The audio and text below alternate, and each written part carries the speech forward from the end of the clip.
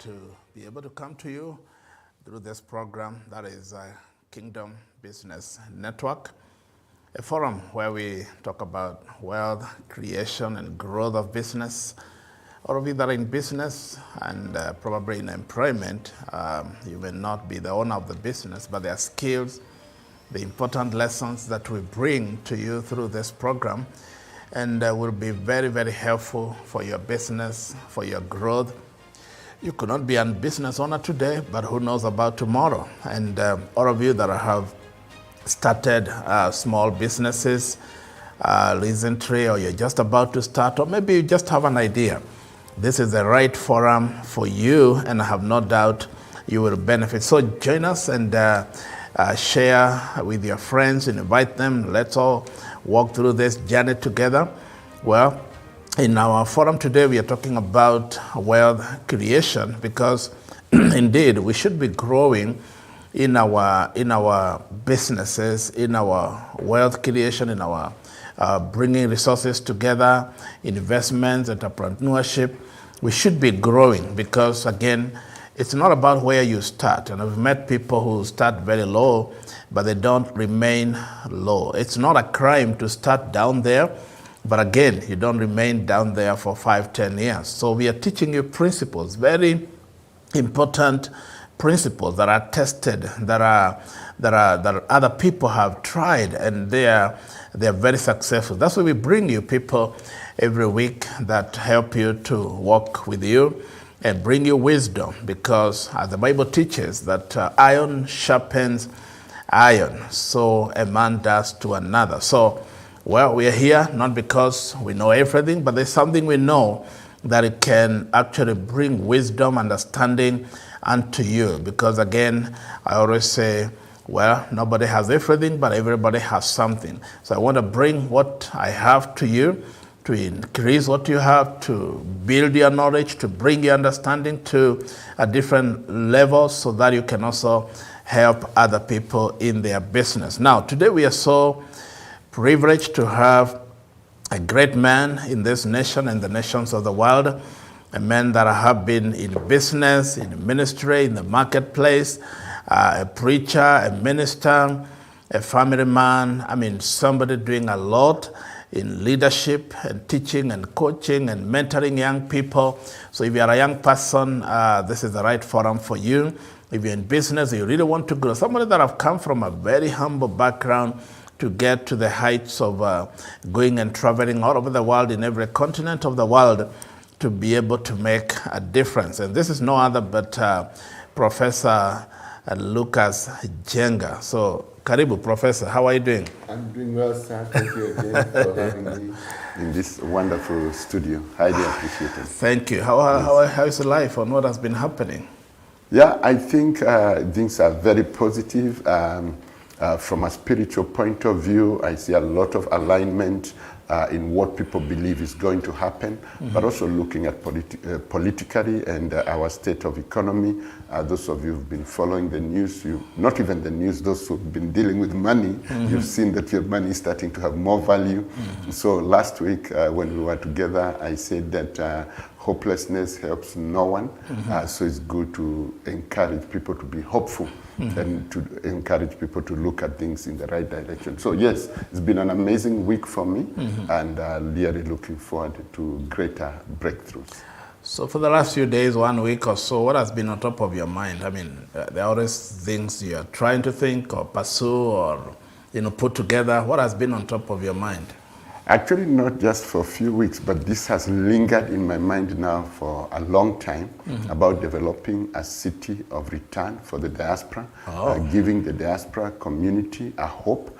Because as you may know, for the last over 30 years, the Kenyan in the diaspora have really remitted money back home faithfully, and they have given so much of themselves. And that generation is starting now to get old, is approaching retirement. And I can tell you for free, because I've lived in the diaspora most of my life, that we are not that ready to come and start taking big businesses and buildings in the cities and all that. So what I'm trying to help is a very soft landing for anybody, whether you have any money or you have no money and you live in the diaspora and you want to come back home. I'm coming with very tested solutions that will impact the life of these people. So this has been consistent. So besides working at it and praying about it, I'm doing a lot of practical work, but I'm also letting people know. So every day I'm looking for a new solution. What else are we going to add in the city that benefits the Kenyan community, the Kenyan economy, but also becomes a safe haven for anybody who have spent their time so long outside this country and they still want to feel they have a peace. I may not encourage people to entirely come back because that might be very, very difficult. If you've been in a country for 30 years, it's not easy to uproot. But I want people to have a sense of belonging, that if today I want to leave UK, US, and go and stay in Kenya for a year, it will not be impossible. I'll be able to live in an environment that I enjoy. I might even be able to work and earn a living when I'm still resting and having holiday at home. Wow. Yes. Well, tell us more about the practical steps about this, what you're doing with the diaspora people. I mean, if somebody is listening in the diaspora and they want to join you in what you're doing, what are those practical steps? Yeah, so very, very simple practical steps. So first of all, I want people to familiarize themselves with the vision of the City of Return. This is not my personal vision. This is an African-wide vision that is embedded in some of the strategic plans of the African Union to try and bring back people both of African, those are the people who left different African countries and went to work, or those who are African American, African Caribbean, people of African descent, wherever they are in the diaspora. So the first, the city of this kind was initiated in Ghana, and it's in progress. It's called the Wakanda City. The second one is this one in Kenya. I'm the one leading that. It's called the Proximity Point City of Return. We hope then to go to Southern Africa and continue spreading these cities around the continent. So familiarizing is very important. Number two is becoming a member. We're saying to the people in the diaspora, the only way you can get this information is to take membership. We have 4 categories of membership. The first category is social membership, which is only $100 per year, but that gives you updates, gives you information, gives you opportunities, and you are updated consistently what's happening. The second category is professionals. We're trying to draw as many professionals as possible who have had impact and experience in the diaspora, who can bring back their professionalism into the city, but also into the country. So as you may be aware, we've done World Bank projects, we have done international projects. So when we get these professionals in one place, we are then able to bid for big projects, which needs more of skills and experience than funding. And when we bring these professionals together, then they're able to do that. The third category is traders, people who have good skills in buying and selling, import and export, looking for solutions that then can be brought into the country through the city. And the last category is contractors, people who have construction firms and want to be members of the city. So that's the very basic level of entry. The second level is buying. We're not getting investors yet, but we have a lot of products we are selling. So we have land, we have agricultural activities, we have beachfront properties, we have residential accommodation. So, and we don't sell a theory. We don't say buy and then you get it. We sell what we have. So we have whatever we talk about is what we have. It's something you can come and buy and get it. Other people want to enter into a construction process so that they determine the kind of house they want to live in. Again, we have that solution. And the good news is that all our members, as long as they can support, they can give a proof of earnings, we're giving them 110% mortgages. So you don't really need to have the money. All what you need to have is a way of earning and remitting that money to Kenya. We have partnered with some of the most amazing organizations in this country to drive that process. We're also helping those Kenyans who have not been able to build a retirement base through the county pension funds. They have various opportunities, endowment funds, securities, bonds, all those kind of products where you can just channel your money as part of the diaspora city of return to be able to have something tangible, because as much as you may have assets and other wealth, you really need liquidity, because sometimes when you want to convert those assets into actual money, sometimes it's not easy. I know people with a lot of assets, they are called bare feet billionaires. they can't convert their land, their houses into real cash, so they're really struggling. So we're telling people the city of return is not just a physical infrastructure, it's not a physical place, which that as much as we have a physical place in Malindi, as you go out towards Garisen, we have the physical land there. We have the farm in Marafa, and we have the beach properties around Malindi town. As much as that is important, we're also training our Kenyans in the diaspora to put their money here in wealth management funds, in pension funds, in endowment funds, so that, and in insurance, so life insurance and things like that, so that they are well protected all around. So what I'm driving is a movement. What I'm thinking, you ask me what have I been thinking about. I'm thinking wealth, I'm thinking comfort, happiness, fulfillment, and good aging. That is growing old in a dignified way. Wow, bringing back dignity. I think that's so important, and I think we'd want to hear more about that, and we'll also share your contacts and information so that people who want to hear more, they can also hear from you. We also have Enoch. How is it going, Enoch? Thank you so much, Bishop. I'm really excited to be part of this program today, and God is indeed amazing. I love the fact that a professor here is directing his attention to helping our youth, young people in diaspora. When you look at it today, everyone is focusing on the diaspora people. So there are some people who are honest, there are those who are not honest. But now getting it from a man of God, you know, getting it from someone who has it's like you have the entire package, the entire structure for our young people who are really working hard on the other side. It's something that is encouraging, and I really can't wait to learn from you. And I'm sure that most of our young people out there, this is the program where you are supposed to be focused. You don't have to move an inch, because if you miss this, professor is really rarely to get. It is really exciting. I can't wait to learn more.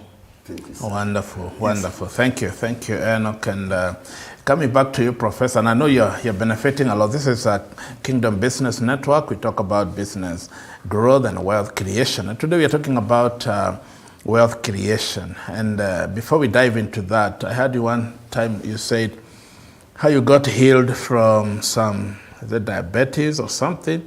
And I know people watching, they have different things that is going on in their lives, not just maybe diabetes, but different sicknesses. Somebody could be very worried about what they are going through right now. But you want to share, you don't mind sharing a little bit about your testimony? Actually, I've really gone through a very tough life in my health. I don't talk a lot about it because I think not many people bother. People want you when you're alive and well and kicking and vibrant, but when you're down, people are not very interested. But just to give a bit of a background, and I talked about this a bit last week. I was not talking about health, but I was talking about challenges that I've faced, maybe what people call failures. I said I don't have failures in my life. I just have lessons. I learn lessons. I learned how not to do things, and I learned how to do things. So I was in the process of starting a financial institution in Kenya. I came up with an amazing vision, amazing strategy, amazing delivery. At that time, what we are talking today about digital banking was not there. Mobile banking was not there. Those days, everybody had to go to a branch, write a check, get it cashed, and it was a tedious process. So I came with a complete package of how we were going to move from what was known then to what is there today. Honestly, there was nothing like that. So in the process, I got a lot of attracted investors internationally. But of course, I also faced a lot of opposition locally when the existing banks knew the impact of Ushindi Commercial Bank, as it was called, and it will always be called because it will happen. I started facing a lot of attacks. And before I got to know that I was being attacked, I was really carrying a very heavy burden. I was carrying a very heavy weight, and that started to impact on my health. But what struck it, I believe, and my doctors believe, is that I was poisoned.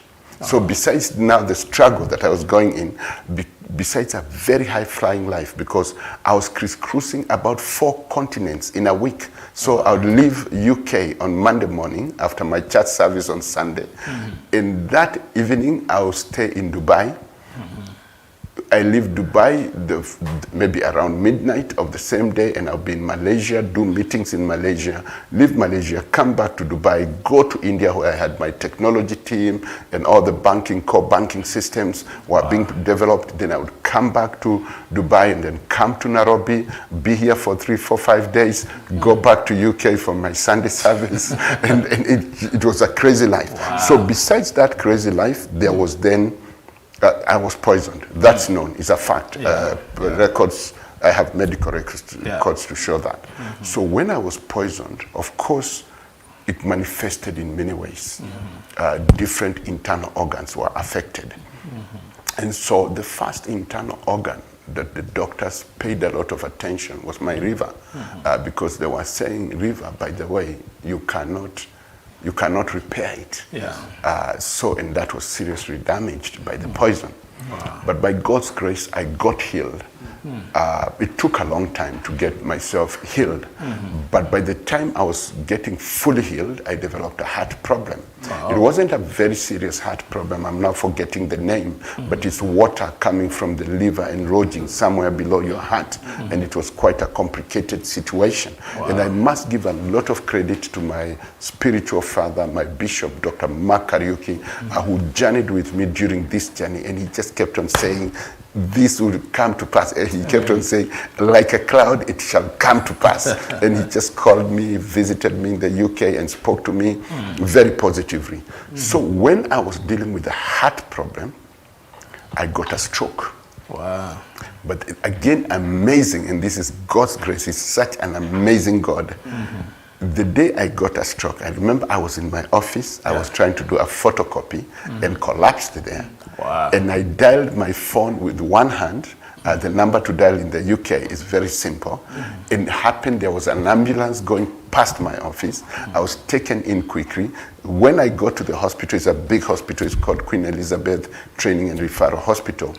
The registrar of strokes was just happening to be walking along the emergency unit. How the things worked, God saved me. What was left was very small. They normally say I was left with very small nodules, they call them. But I was able to overcome that. And the last stroke was now diabetes. I don't know how that happened. Of course, they say it's a lifestyle disease. Again, peaked very early. I was out of the UK. I was actually in Kenya, but I had done some blood tests as I do regularly for checkups. And the doctors were busy. My GP, Dr. Dixon, was desperately trying to get in touch with me, and he couldn't. So I landed in Amsterdam on my way back from Nairobi, and I find so many missed calls, and I call my GP, and he says, when you land in UK, come straight. So I go, and they say, we have to start you very quickly on a problem that you're having. But that time I had not been tested. So they said, come next week for testing.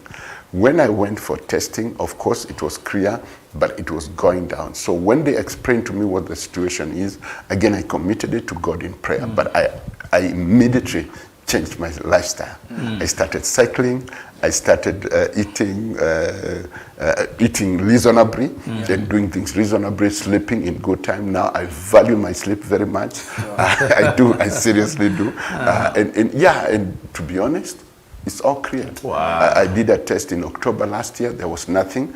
I'm due to do another test. They do a lot of tests. But now I'm very cautious. I do test all around. I don't wait to be told. So I get them to test my every system. And I encourage people to do that. So yes, you can go through the worst.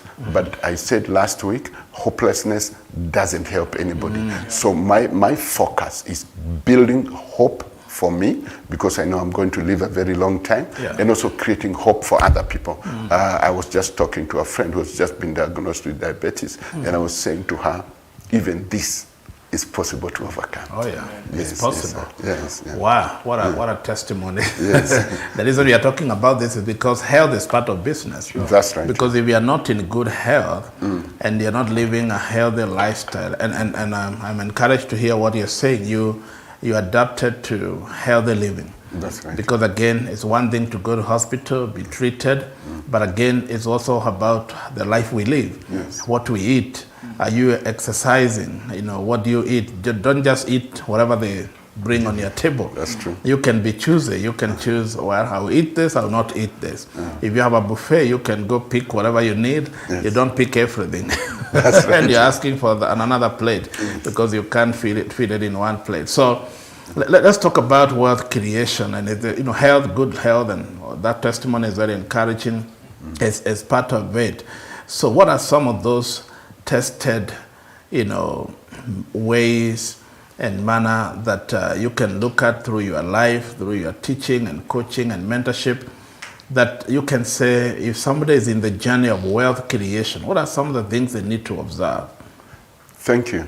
And again, I'm speaking from a pragmatic approach. Although I'm an academic and I have a lot of theories that I can share, amazing books that people can read, but I'm talking as a person who has come from the gutters, lived in a notorious village called Kiamurogi in Nakuru, and I lived on water and honey. Have you ever found why they called it that name? They gave it that because Murogi is a witch. So I don't think it was theoretically, practically a witch person living in the village, but the people who went there, somehow they became bewitched by the lifestyle. There was a lot of alcohol, criminal, prostitution, and just rough living. Wow. There's still some residues of that. You can still see it when you go to Nakuru. Before you get to Nakuru town, before Nakuru blankets, there's still a small residue of that. And I still go back there. I pray for the people. I love the people. I was involved in the transformation of that village. But what I wanted to say, I have hundreds of friends who have come from the same backgrounds. I have a friend who's doing very well. He's in UK just now, but runs an amazing flower farm in Rumuruti, Laikipia. Okay. And again, so this is not a one-person experience. You get these experiences. So where you start does not determine where you end. The Bible says, do not despise the days of humble beginnings. So humble beginnings are essential. But we're talking very specifically about creating wealth. Many people shy away, the wealthy and the poor alike. Nobody wants to talk about it. And yet it's a skill, it's something that can be achieved, and it's something that can change our world. I really admire our president, and I talk about him a lot because he has this kind of focus on getting the nation towards a certain direction. And any human being can have the same kind of focus. So the first thing is to determine where you are. What is my current position? Because as you said, Bishop, at the beginning of this session, some people are employed, others are just doing their small things, others have big things. It doesn't matter where you are, but at least you want to go to a better place. You want to move from where you are to another place. The first fundamentally tested way of starting the journey of creating wealth is savings. You have to keep aside what you earn. And you cannot earn unless you work. So you have to know, what do I do? What is my day? When I wake up, what are my activities? Now, many people do activities for the sake of doing activities. I have friends, or rather elderly people that I know. When I was growing up, they had a small shop. They used to sell sugar and teas, tea leaves, bread, and all that, just a few items. You can count them maybe with your hands. And they have done that for the last 30, 40 years. They wake up faith-free, the person brings milk, the other one brings the other product, and they don't do anything else. I want to say, if you're going to create wealth, you have to start somewhere, but you don't end there. Every morning you have to ask yourself, so everything I did, what did that give me? And out of what I got, do I have enough to live on? And do I have enough to save to do something else? And if I was to give illustrations, there are thousands of solutions in this country. The other day, last year or the year before, I just went and stood overlooking the Indian Ocean. Yeah. And I saw a lot of wealth. I saw the fish. I saw, time fails me to say what people can do just with that line. Yeah. And these are low investment opportunities. So identify something, start with it. Then start creating multiple revenue streams. Wealth cannot be created by one revenue stream. A human being is created to multitask.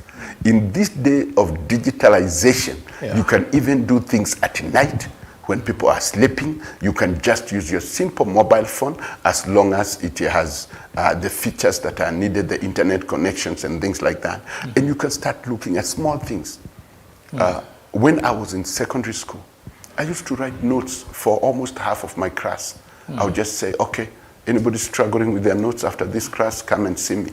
I used to charge 10 bob to write notes for people. You are in business. I was in business. I used to sell success cards. Wow. I was a wholesaler, even the local shops in the village.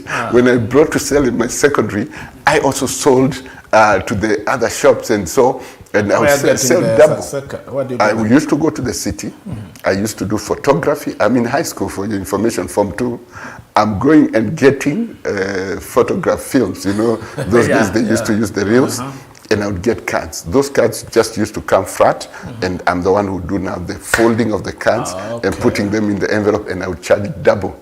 So if I bought them for 3 shillings, I used to buy them for 3 shillings, fold them nicely, 6 shillings. And I used to turn around dozens of those cards during the exam season. Photographs, I used to take the photographs for the school. If I took the master photograph for the school leavers, I would sell hundreds of copies. Literally every student, the staff would want to have a copy of that. So what I'm trying to say, just ask God to give you an idea, to download something that you can do with the resources that you have. Everybody, every human being has enough resources to start somewhere and then progress. And some of the resources are just your physical ability, your ability to see, your ability to be creative. Once you've started there, and today, I challenged people on Sunday. On Sunday, I was talking about execution. And I said, just choose one thing, simple thing, and do it today. Okay. Tomorrow, something else. I've found myself now, when I sit with my notebook, I write about 300-400 things that are possible for me to do. And then I choose the ones that are the most easiest, the less engaging, and the most effective with the bigger returns. Wow. So once you move from identifying what you do, make sure that whatever you get out of what you do, you are keeping some aside. For 3 reasons. Reason number 1, what you have started doing may not last for a long time. So you might need to have a second plan, a plan B or a plan C. Number 2, there's sometimes in business when things are very hard, and they'll definitely come. You need to be able to survive through those hard times. And number 3, you need something that you're building, which we call the wealth. And the way you build your wealth, you start by saving whatever you get, and then you get that. In Kenya, the simplest way, for those who don't know, is to buy land. I started buying land when I was 19 years old. And by the time I was 23, I was clever enough to buy an acre and subdivide it into an eighth. And I would get 7/8 because I would allow the roads. I did that in Kitengela for many years, and I still have those kind of opportunities. I did it in South Africa, and then I went on into other things. So multiple streams, thinking outside the box, because somebody is saying, I only have one line, maybe my employment. But I think the way God created us, we can do so much more. Yes. We are not made just to think just one thing. Yes. There's so much we can accomplish through life. So somebody should not be thinking I am limited. Because I find so many people who think I am limited. I can only do so much. I can only accomplish one thing. To do this, No, I think it's good to understand that we are not limited. There is so much we can do. And maybe you can talk a little bit about diligence, working hard. Because again, we have a culture of laziness. Maybe you can mention something about diligence, working hard, people who can labor, people who can work, people who can, do much more, manage time properly. Because again, laziness will not take you anywhere. If you really want to build, wealth and grow in wealth creation, again, you have to be diligent. So maybe Enoch can comment on that, and then you can tell us how we can go about that. Sure. Thank you so much. Like Bishop has said, I think it is even in the scriptures. The Bible talks about a diligent man, someone who works with diligence. He will not stand before common men. Yes. You will stand before kings. Before kings. Yes. And I believe that is one of the reasons why I am here before you today. So diligence, by all means, for us, the young people, yes. it is something that we have to focus on to.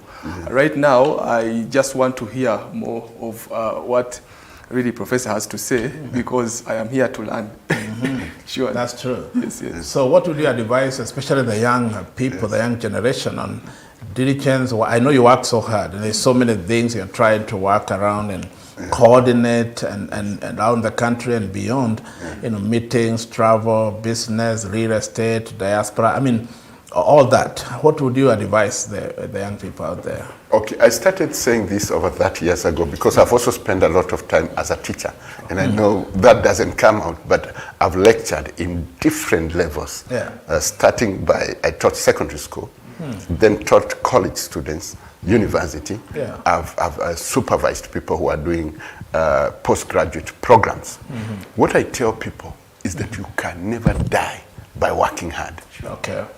You never die by working hard. Okay. So, me, right from the beginning, my parents can tell you, I was not that kind of person who knew how to do social loafing. Social loafing is where you let other people do and you appear as if you're doing with them. I have a lot of pride myself, and that's what I want to say to everybody, in achieving. So even today, you'll find me, people get shocked, I'm in the supermarket offloading my pineapples into a supermarket. But that's just one of my revenue streams. Maybe I have another 20, 30, 40 revenue streams. But I enjoy doing the physical. Why? It makes you more flexible physically and else otherwise. Let me talk about diligent a bit. So, hold on, you're saying you'll be there because if somebody at your level, you're a CEO, you're a director, you're a professor, and you're saying you'll be there offloading pineapples. Yes. How is that? I mean, because people think when I get to a certain level, I don't do what people would call manual work. Yes. How is that? What makes you do that? Actually, books have been written that to keep a good business culture, especially as a business owner, a director, a CEO, you have to have a feel of the ground. Okay. The DNA of your business must always have you have to have that as part of your life. But for me, I see it in a totally different way. I want to encourage the ordinary people. Anybody doing labor or any kind of work, I want them to know that that's not a curse. Actually, there's joy. It gives, for me, physically, I talked about being physically fit, lifting those crates and putting them where they need to be put, walking around in the farm. I go with my staff, and if they're picking pineapples or whatever they're doing, and I talk to my pineapples. I enjoy that experience. But now, this is a different stage because I choose to do it. I'm talking to people who may not necessarily have the choice, because today I can choose to be in the farm picking pineapples, and tomorrow I could choose to be in the White House. I'm literally going there, so I'm not giving stories. I've been to the Buckingham Palace, so I can be in the highest, to the White House. I can be in the highest levels of the society and still humble. And I'll be with my team in the farm because I like soil, I like mixing with the earth, and I'll be there and enjoying it. But the point I want to say is that there's a narrative of victims. So we are considered to be victims. People see themselves as victims. That's a demonic narrative that shows you that if you are working hard, you are a victim, and you're praying that God will remember you so that you don't have to work as hard as you are working. Now, there's a difference between working hard and having enough resources. So your prayer should not be to stop working hard. Your prayer should be to have enough resources to do what you need to do so that your working hard is not punitive. You don't have to wake up at 4 in the morning because you have to, and finish at 9 in the evening because you have to, but you wake up at 4 in the morning because you enjoy it and you find it fulfilling. I do.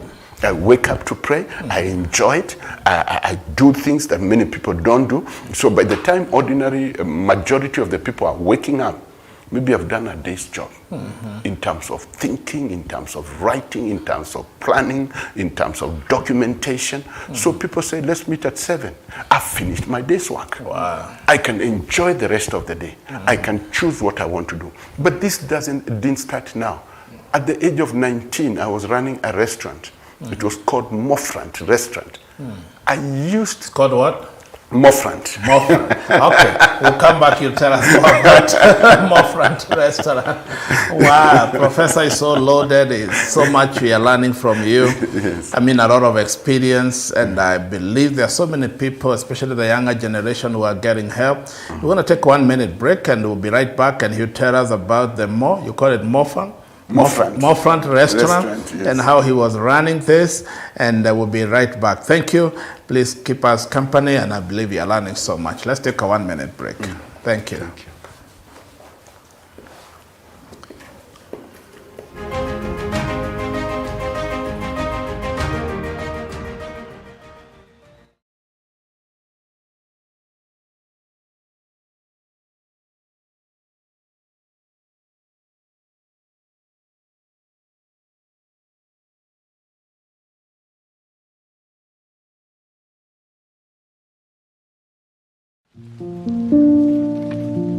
The Happy Life mission is supported by 3 pillars: rescue mission for the most vulnerable, quality Christian education, and lastly, first-class comprehensive medical care. Under the rescue mission is the Happy Life Children's Home. Well, in the year 2002, we decided we want to jump in, we want to go and begin to help these children. Well, little did we know the need was even greater than we thought. There were 5, there were 10, there were 20, there were 100, 200, and now we are talking of close to 1,000 children that have been rescued through Happy Life Children's Home. The Happy Life mission first and foremost started as Happy Life Children's Home, and I want to tell you that in the 20 years that we have rescued children, I have seen children come in all shapes and in all conditions, and it is amazing how much a transformation we see in these children. The Nairobi campus has babies from the age of 0 to 3 years. Most of the children that come to Happy Life Children's Home come without a name. We give them a name and we love them. When the kids are of school age and they have not been adopted, they move to the Juja Farm campus where they live and go to school. In as much as many children are adopted, there are others who remain at Happy Life for a number of years. In the belief that children are meant to be raised in a family, for those who remain with us, we provide a family-like community setting. Under the education pillar is the Happy Life Christian School and Faith Premier High School. The Happy Life Christian School started in a very interesting way because we started to realize our kids were getting to school-going age. We had a class at our Rosambu Center, and then we realized that the number was growing, and the next year we needed to have more. And I want to thank God that in 2013 we took 13 children to Juja and started what we call the Happy Life Christian School. And this school has grown. We have seen children come in playgroup and PP1, and some of them right now are in our high school. Others that have come through our hands are in different high schools in this country. And I love just the energy these children have. We have the Girl Guides and the Scouts.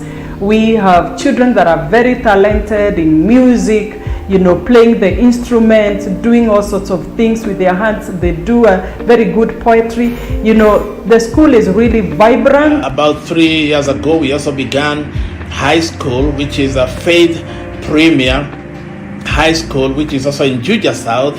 Because again, these children, as they grow, some got to the place where they need to go to high school.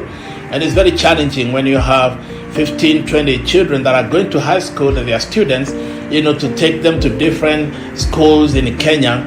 So we thought the best option was for us to start a high school. This year, the school is in up to Form 3. And next year, we'll be going to Form 4. And also we have just started now, according to the new education system, we have started the junior secondary school. Under the comprehensive medical care pillar, we have the JCK Children's Hospital, which was established to provide quality healthcare for the body, mind, and soul. We started building a hospital, and eventually when it was done, we realized, wow, this is a big hospital. We asked the government officials from the Ministry of Health to come and look at it, and they said, wow, this is level 4. We had actually applied for level 3, and they gave us level 4. Due to the demand for quality, affordable care in Nairobi, the hospital has extended outpatient services to adults as well. Later on, we were able even to open another clinic in Chuja Farm. And our plan is that we will be able to open other clinics around, satellite clinics that will feed into the main hospital. The main hospital has an operating room or theater, there's a pharmacy, there's a lab, we have ultrasound, X-ray and all that. You know, it's a good hospital, and people are coming in hundreds and getting help. We've done medical camps around in the hospital and even other places in the city and even outside the city in the rural areas where we have been able to support so many people, and we are really thankful for this vision that God gave us. The hospital also offers ambulance services to those who need immediate medical attention and they are not within the hospital. The children and staff of Happy Life rely on the prayers and passionate support of our many volunteers, sponsors, and financial partners.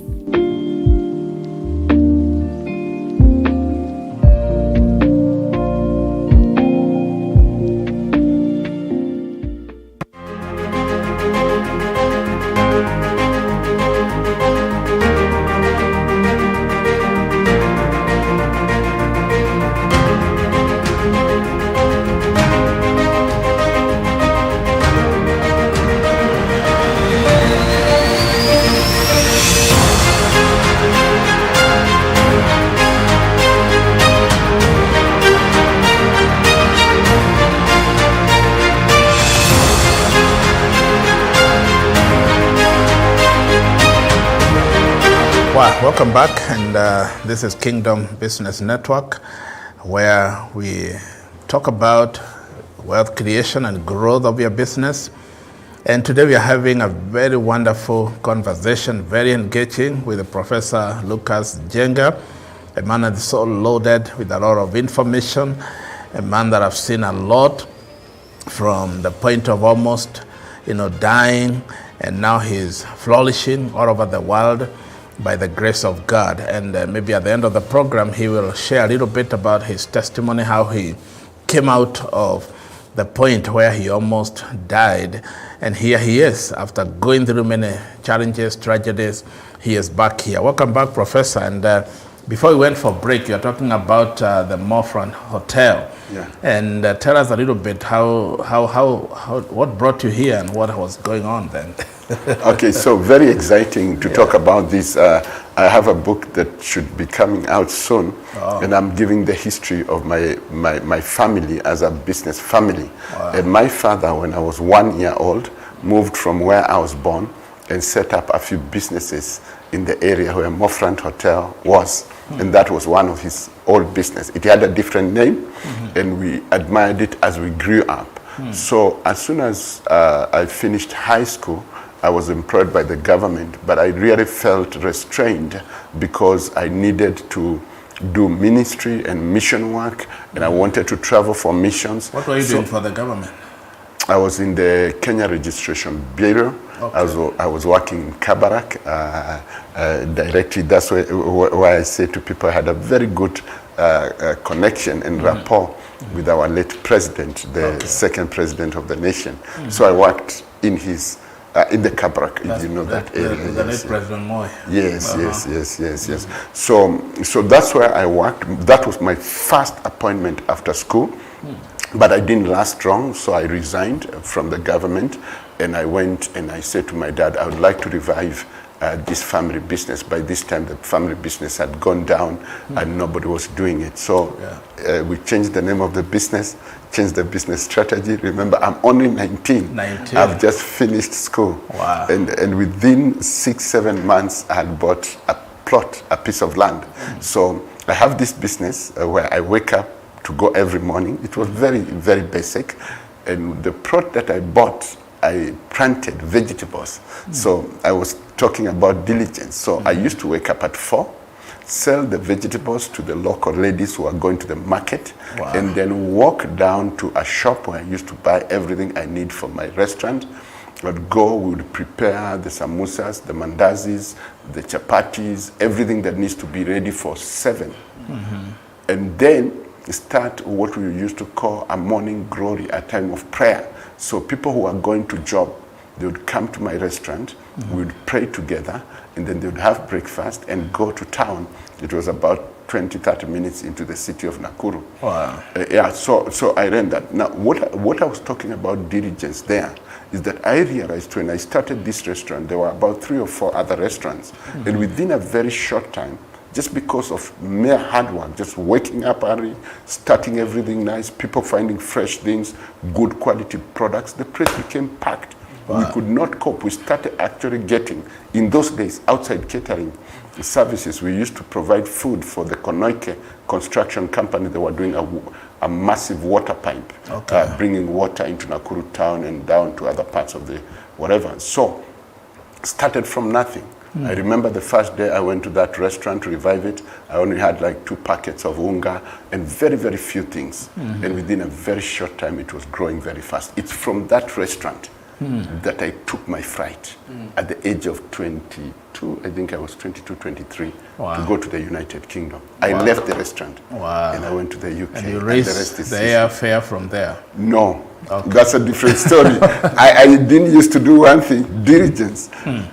When I'm not in my restaurant, I used to go around with preachers, and I was a good translator. So I used to translate from English to Swahili. And there was this Canadian evangelist who had come with the Anglican Renewal Ministries, and I used to travel around with him. Yeah. And he recommended me to the minister in St. Stephen's, Jogorod, who was then called Canon Amimo, to be one of the people who should be sponsored to go overseas. And so that's how I was sponsored through. This is still from your diligence, because what I'm hearing you say is that you're even translating. I mean, Yes. it's still working hard. Very hard. You know, you're an interpreter here, you're in ministry, you're in small businesses here and there. Yes. So you're working hard. So, you know, working hard pays, diligence pays. Pays, and it's very biblical. And it gives you opportunities. But it also makes you active, it makes you vibrant, it makes you positive, because you can't work hard when you have a negative approach, when you have no hope. Yeah. Hopelessness makes people not wake up in the morning.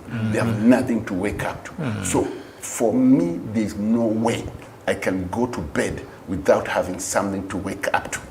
Only my day off, when I have to wake up to sleep. Because my day off, I just take it easy, I sleep, I relax, I have fun. Yeah. All the other days, there's a lot of energy. You're looking forward to tomorrow. To something. There's always something, important appointments, important activities. There's always something to wake up to every morning. And that has now been my culture. I'm talking when I was 19. I think now I'm turning 56. So it's not a short lifespan. It's a life journey. You're able to sustain that. First of all, because you love what you're doing and you create what you love, so everything that you create becomes your DNA, and you want to prosper it, not just for yourself. Time is past now, my children are adults and all that. It's now a time for me to focus on impacting and transforming. Let's talk a little bit about that portion of creation, you know, because you're saying you create what you love. Yes. So somebody wondering, okay, I have these ideas.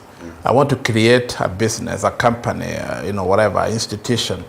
What are those, you know, practical steps, you know, and before you come to that, what are you hearing? What is capturing you, and what is coming to mind as waking up for something, young people? What are you hearing? I'm really humbled, and I must tell you, there is so much that we have to do as young people.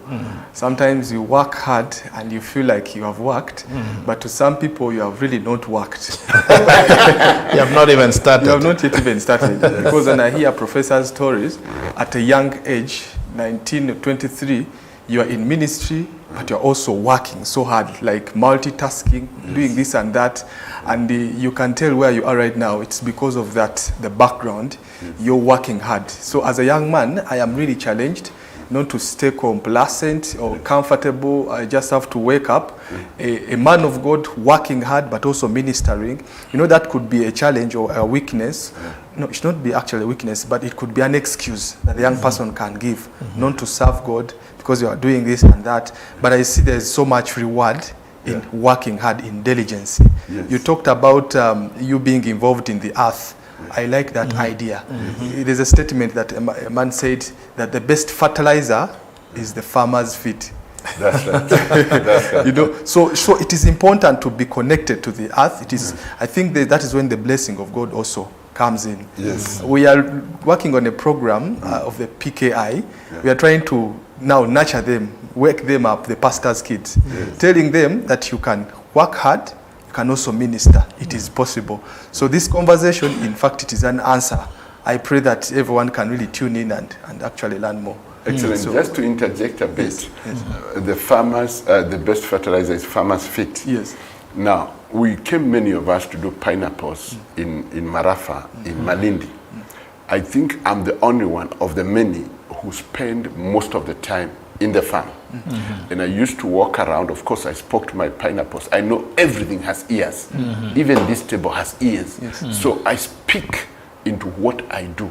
And I'm convinced that the conversation is accepted.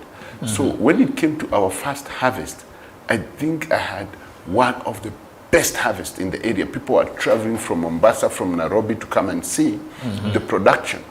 But more than that, when you are there, you start seeing things that you cannot just think about. I started seeing other possibilities. What are you able to do with a pineapple? People just see a pineapple as a fruit.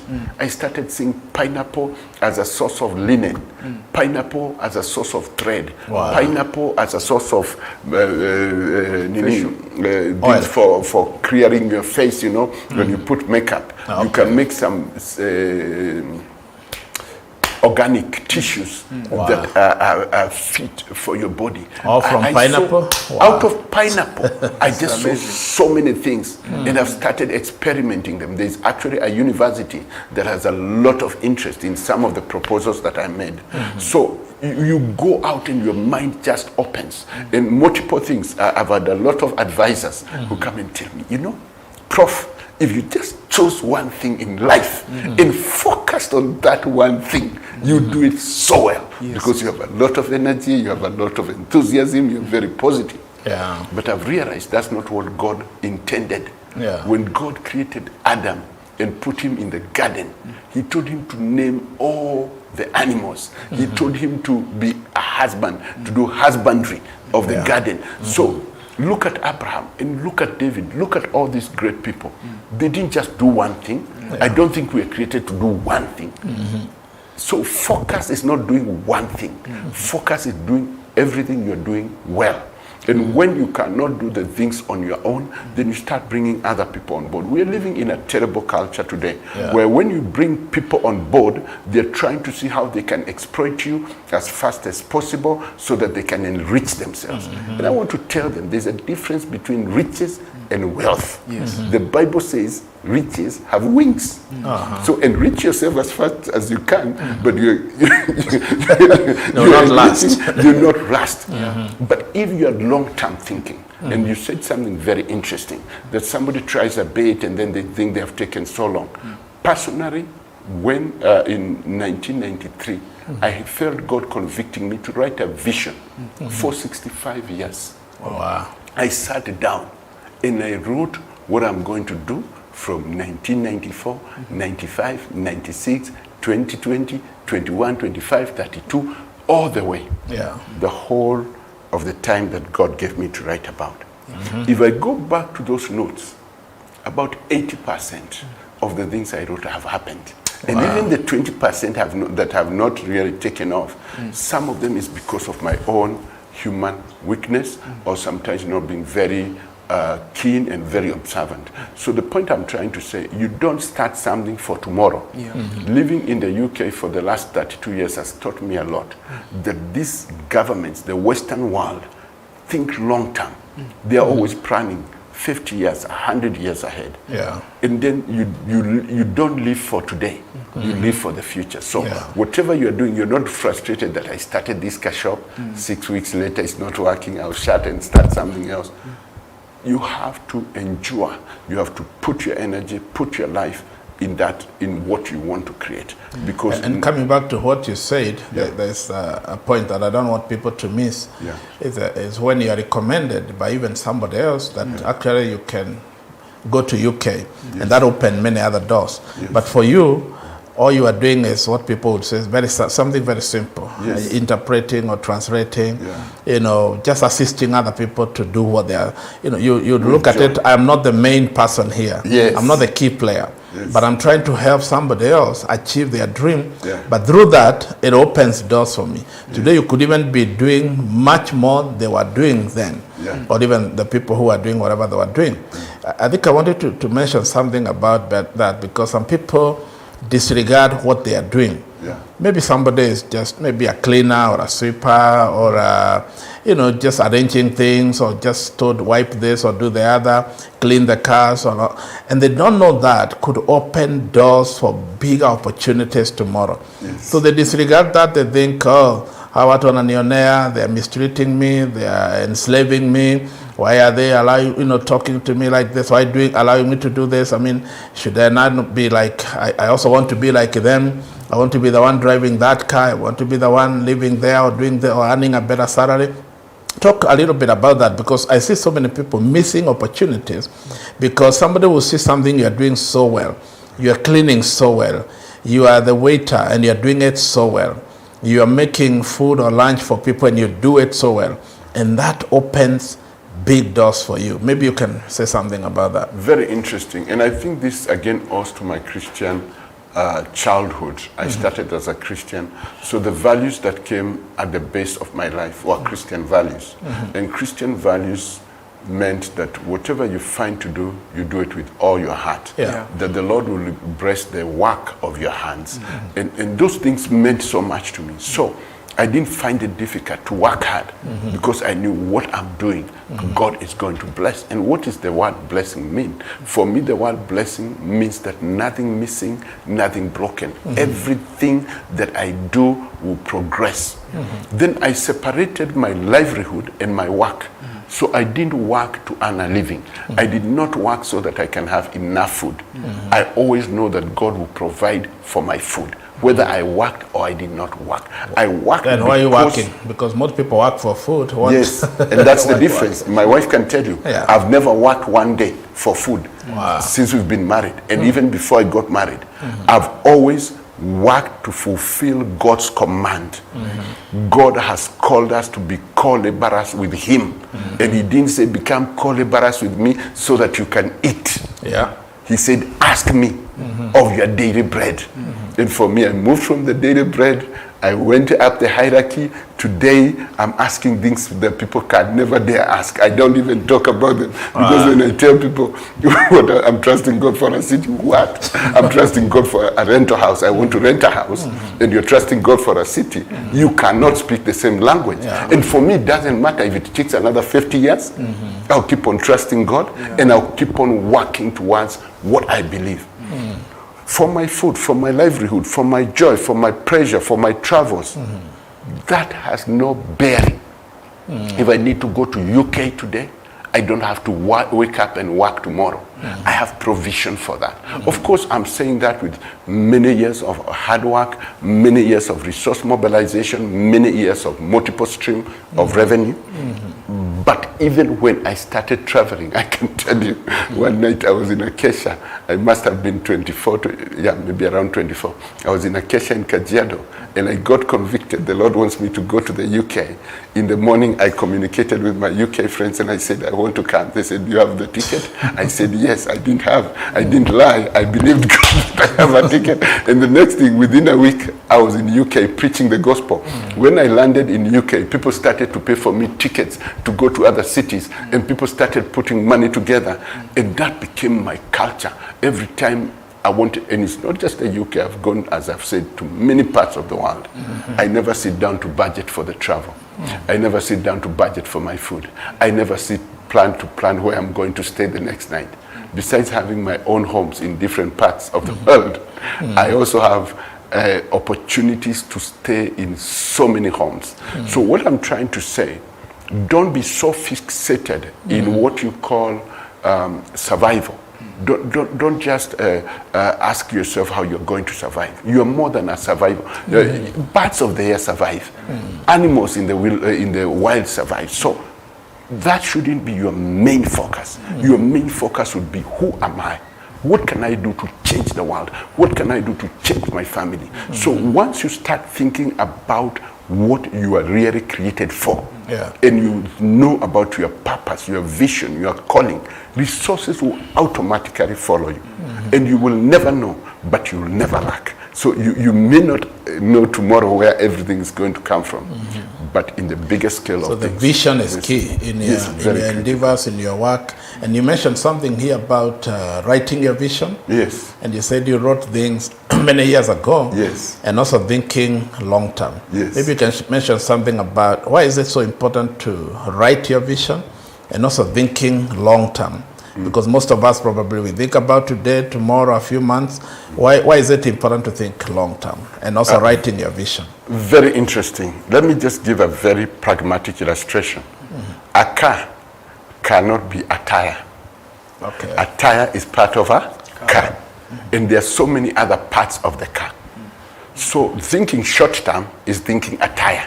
Okay. When I get a tire, my life will be complete. But you can't get your tire to take you to wherever you want to go. So thinking long term is thinking many components of life and knowing that these components have to be fitted as you progress. So if you are to think of a vehicle as a life, then you know you need all those small components, then you need the fuel to run the vehicle. That allows you to look long term. Every time when I come with an idea, actually I had a nephew who one day stopped me. I thought it was a bit derogative. He said, so what is the next big idea, Uncle? What's your next big idea? Because it had got to a point where people thought this guy only comes with big ideas. But nothing. And you know, when he asked me that, I had to go back. I told you I'm a very reflective person. And I asked myself, so people just see me as a man of big ideas. God, is there anything that I can show myself that I have done? And the Lord told me, sit down, start writing. Write about that Mofrant restaurant. Write about the Kitengela experience. Write about South Africa, 500 acres of oranges. So I started writing. And these were not things even very serious, senior people could have thought about. I did those things in my 20s. Then I started to write what I did in my 30s.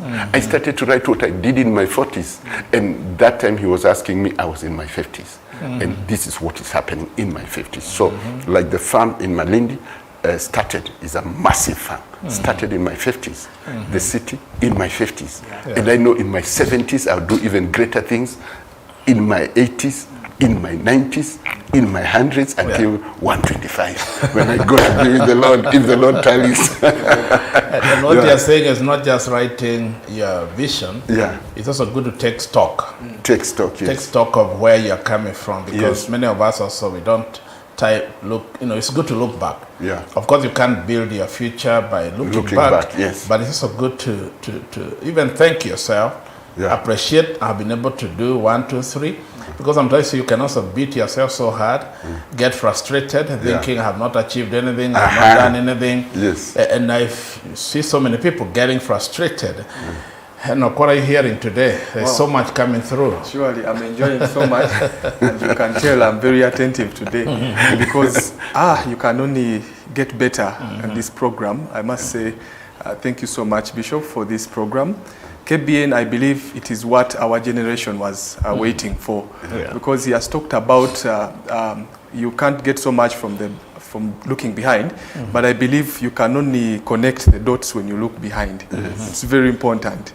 Most people do not appreciate where they are because probably they have not considered how far they have come. It's important to document. The other day on our last program, if you can connect on our last panel with Professor last Thursday, Bishop talked about documenting your story. It's very important. Write down. for the next generation, maybe. Yes. These days, the Bishop has been talking about wealth creation and reminds us that when God blesses you, is it in Deuteronomy 8? Do not forget. Is it 8:17? Yes. Do not forget the Lord your God. 8:18, yeah. Yes, 8:18. When you get there, you have to sit down, reflect, and remember. So it's Thank God. very important. Yes, Maybe, Bishop, before we go to the next part, I know people are saying, I came to this program to know how to make wealth. But some of the things you're talking about, it doesn't seem as if there's a practical way of doing it. I just want to say to our viewers this morning that there's a practical way of making wealth. All the people who have made wealth had a practical way. I just wanted to give a very simple illustration of somebody called Jacob. Jacob has been working for his uncle. He's been working very diligently and very effectively. And then it comes to a point he says, I'm starting to get established. I have my children, but I don't have my own wealth. So he comes with an idea. He doesn't have anything. He doesn't have money. He doesn't have capital. He just goes to his uncle and says, now look, I'm starting to become established, but I don't have anything of my own. I want us to agree on a wage.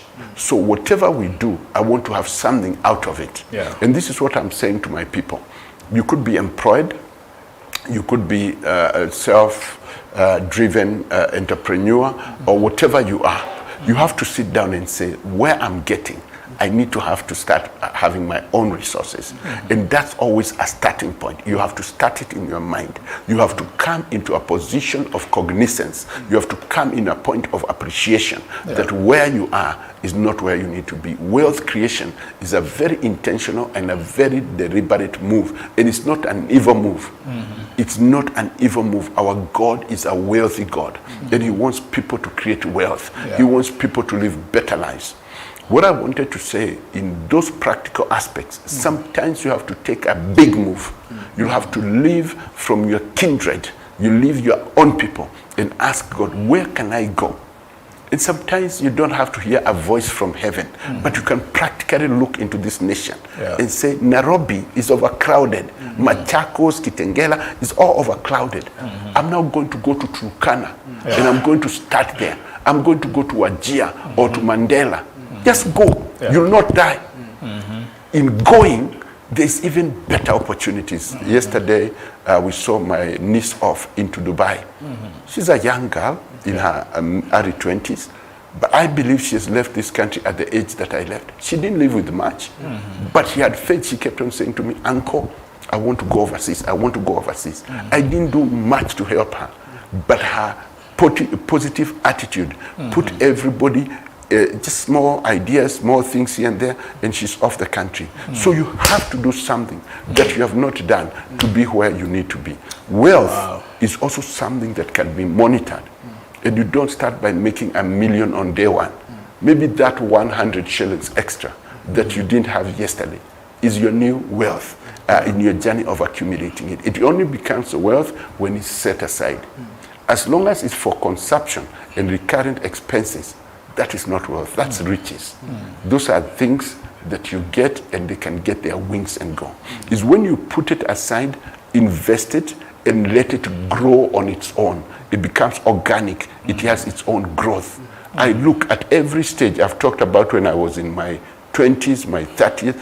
Today I can show you that's what I invested when I was in my 20s. That's what I invested when I was in my 30s. That's what I did when I was in my 40s. And it's aside. I can't even think of selling them because I have a lot of pride in what I did at those stages. Wow. When there was what we called economic breakthrough in the UK before the recession, there was a lot of money available. And what I used to do, instead of getting money, I used to take loans and buy houses. I took mortgages. And then I would be with this mortgage for about 2-3 years. And I would go back to the bank and I would remortgage that property.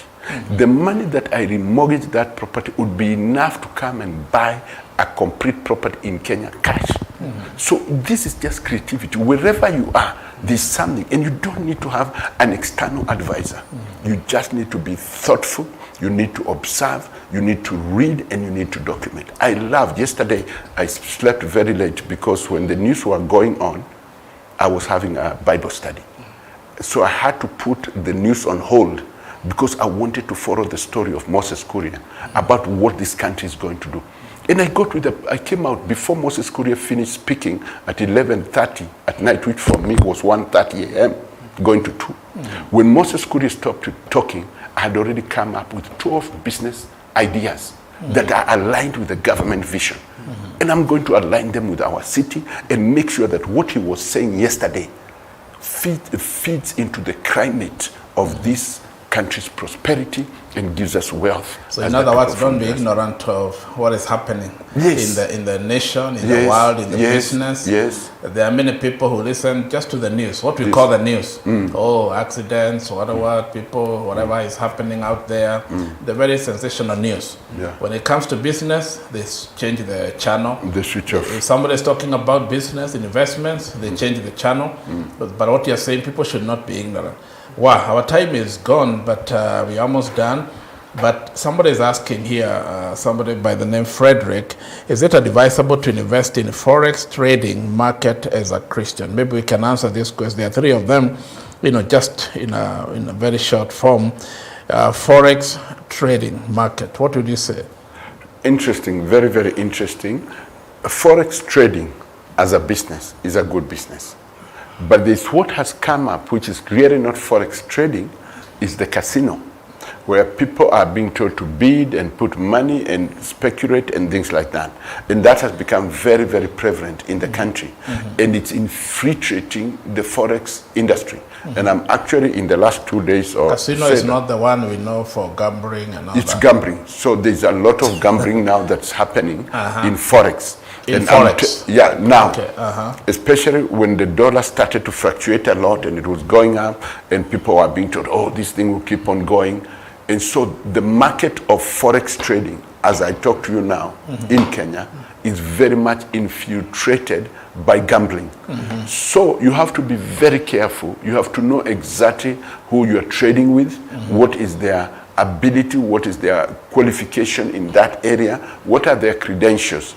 But I'm also saying, and I'm starting now to say that with a lot of caution, try to do something that you fully understand, especially if you're starting.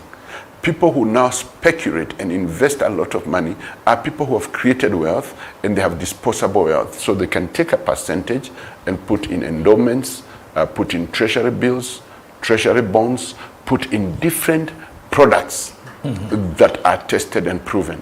But you know that some of those products may fluctuate. If you buy stocks, for instance, in Nairobi Stock Exchange, I bought Mumias and it was just going up.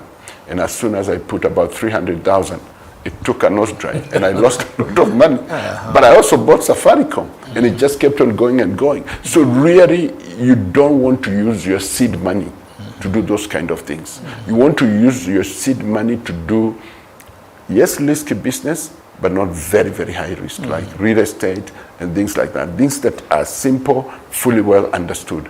What I say to people, you may not be able to do this alone. For many years, I worked with groups. I used to have groups of 15, groups of 20. We'd pull our money together, buy land, subdivide, resell, and things like that. You could even do the same, get government tenders or get tenders in the private sector or in the parastatal.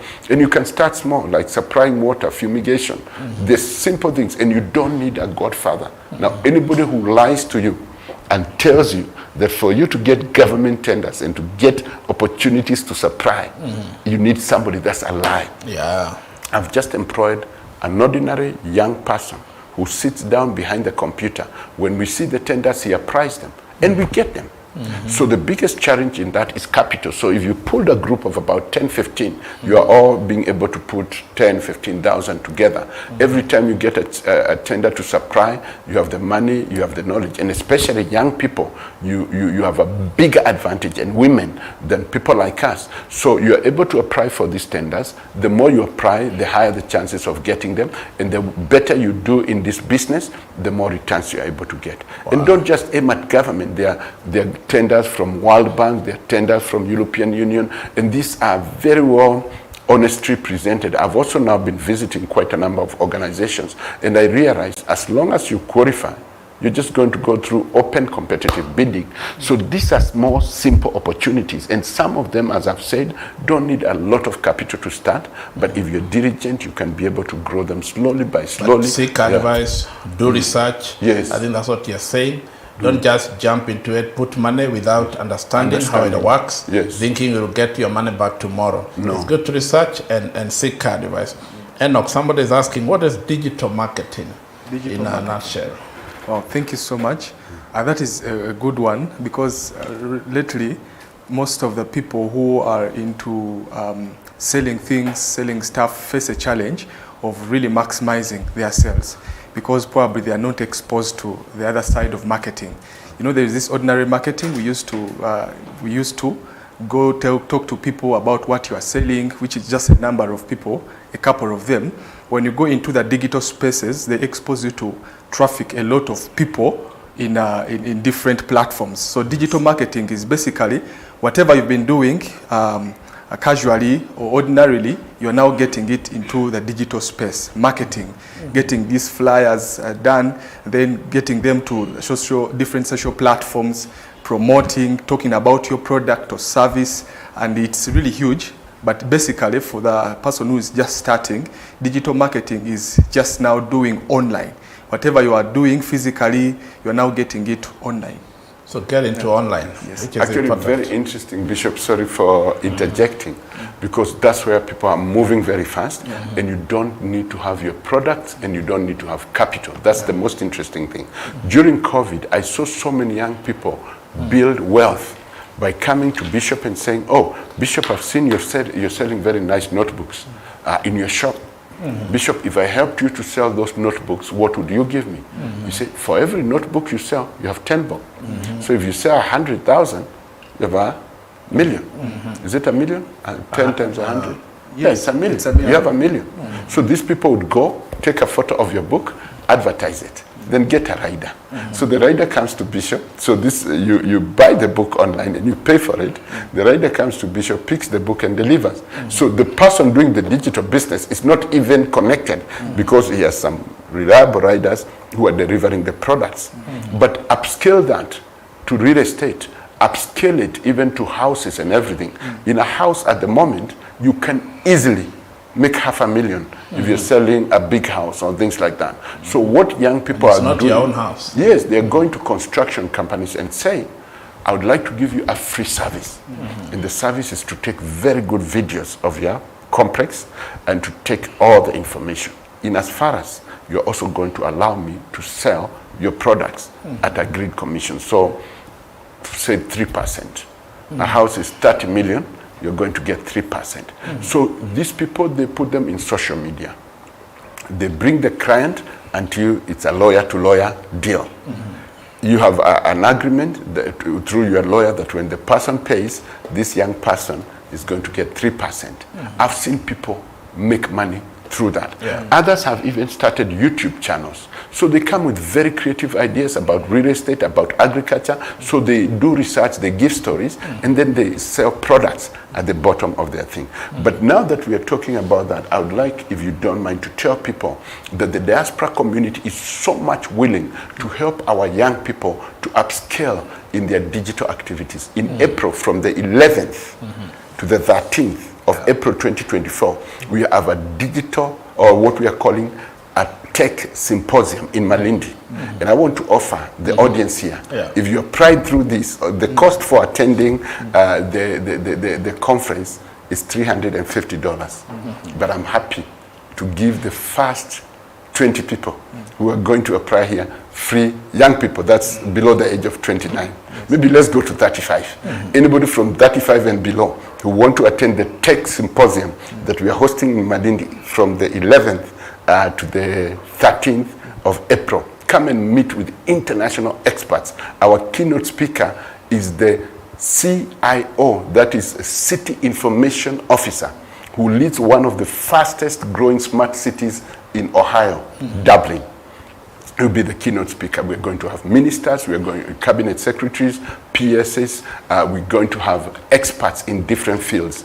Anybody who would like to learn more and engage and maybe get opportunities to work for international companies, that's your opportunity. The first 20, I'll give them free, or they'll have to travel, find accommodation in Malindi, and I'll give them free. But they need to apply through this channel. They have to apply through this channel.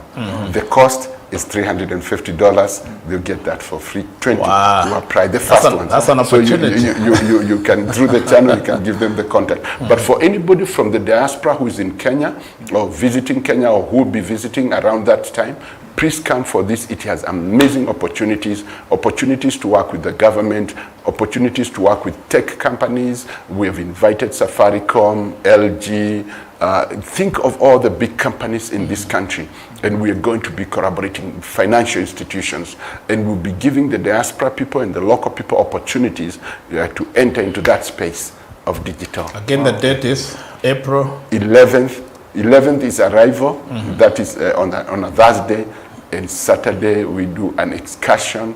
Nyama Choma, will be taking people around with buses to see what we are doing ourselves in Malindi, but also to bond and network with the providers. Today, this morning, when I woke up, I found a group of 20 people from the US, that's African Americans, saying they want to participate. We don't know how fast the spaces will be taken, but I want to give 20 spaces, to our young free. people. You only need to look for transport yes. and your accommodation. That's and of right. course, Malindi is a beautiful place. I've Yes. been there, and it's a wonderful place. Thank you for that. Yes. Maybe the last question is, how can someone, this is from Andrew, how can someone identify the right business to invest for the starter as a youth? I mean, you can mention that as we close. Excellent. I think for me, it's what you're passionate about. Because if you do what you love, you will never work. It will always be fun. And let me tell you, anything that you love has a business opportunity in it. If you love the soil, there's business opportunity in the soil. The current major business in the soil at the moment is not to grow things, is to produce seeds and seedlings. So what you do, say garlic is a very expensive seedling product. You go, you get approved by KEVIS by, of course, learning the basics. And then you start now maturing and growing and breaking dormancy of garlic. That's a business. So, and you can think of any other seedlings all along, from trees, mangoes, from vegetables and everything. The other way to identify the business is to look at the resources. Maybe your father is in taxi business or whatever business they're in, and you can say, Dad, I'm not a driver, I don't have a driving license, but I can help in promoting the business in a condition you give me a cut of all the customers I bring. So you really don't have to have anything to start a business. You just need to have your brains, and they have to be working. The right frame of mind. The right frame of mind, and then continue. So what I would say in summary is that you need to love what you do.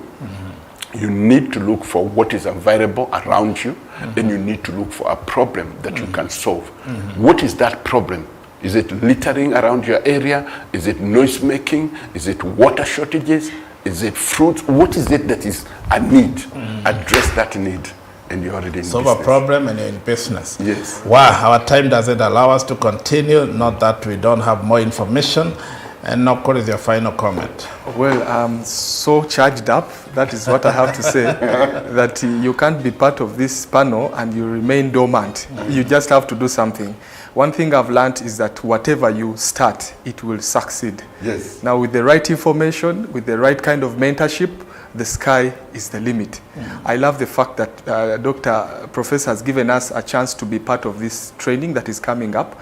I want to encourage everyone, actually anyone who is in our generation, if you want to expand your knowledge in marketing, selling, you need to understand how these digital spaces work.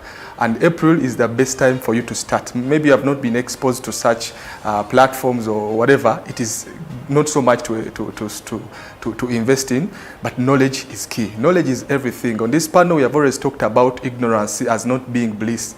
It's not, ignorance is not bliss. Knowledge is very key.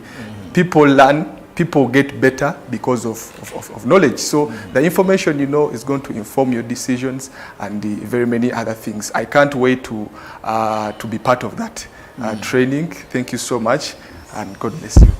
Thank you so much. I want to ask Professor Lucas to give us his final comment, and I promise people out there you can comment about how you came through those struggles, the challenges, almost near-death experience. In a minute, if you can compress that. Thank you. I like that. I like pressure. So I'll compress. So let me start with my journey. I always have believed that I'm the star in my movie. I have a movie that people are watching, and that's I'm the star. And the movie cannot be complete. The star cannot die before the end of the movie. Wow. So there's things that I know, even if they touch me, they affect me, they're just passing clouds. And so I'm so determined to live, and to live a full life, and to change people's lives. Coming back to wealth creation, this is an idea that I developed when I was young. I was in secondary school. I think I started getting excited about being wealthy when I was in Form 1. I remember my mathematics teacher, he was called Businje.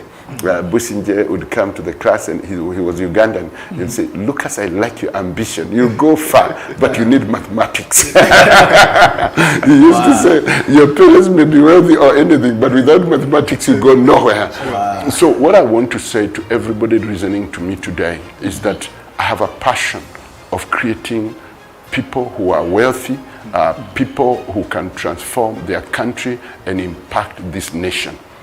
Don't be negative. Don't allow negativity pressurize you downwards.